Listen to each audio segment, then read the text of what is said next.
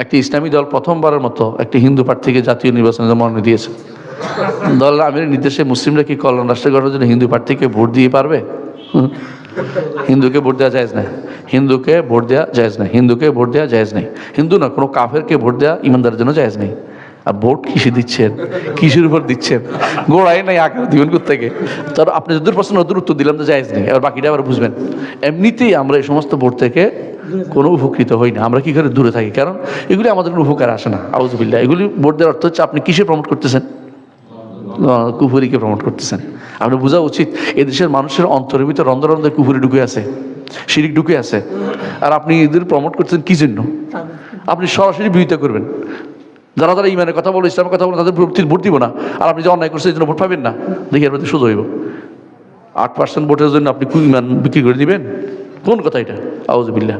এই ভোটের সিস্টেমটার বর্তমান যে সিস্টেমটা, এটা তো ভোট দেওয়া তো জায়েজ, কোনো সমস্যা নেই, কিন্তু সিস্টেমের উপর ভোট দেওয়া জায়েজ না। কোন সিস্টেমটা করছেন? নারী ভোট পায়, নারী ভোট দেয়, হ্যাঁ। কাফের ভোট পায়, কাফের ভোট দেয় না। কাফের জন্য কাফের ভোট, কথা বলছেন কিনা? তাদের প্রতিনিধি আলাদা থাকবে। অ্যাসেম্বলিতে নারীদের যাওয়ার অধিকার নাই, ইসলাম দেয় নাই। আপনি বুঝাতে পারছি? ইসলাম দেয় নাই প্রমাণ হচ্ছে আয়েশা রাদিয়াল্লাহু আনহা, তিনি আবু বকরের অ্যাসেম্বলিতে স্থান পান নাই, উমরের স্থান পান নাই, ওসমান অ্যাসেম্বলি স্থান পান নাই, আলীর অ্যাসেম্বলি স্থান পান নাই।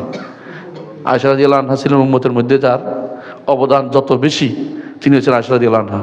তারা প্রয়োজনে তাদের কাছে যেতেন, বাসায় গিয়ে বলতেন, মা এটার খবর কি, এটা জানি না, বলেন কি। তো তিনি কোনো একটা খবর দিতেন, কিন্তু তাই বলে অ্যাসেম্বলি টেনে আনেন নাই। আর আমরা এখন ওইগুলি চলে না কি মনে করতেছেন?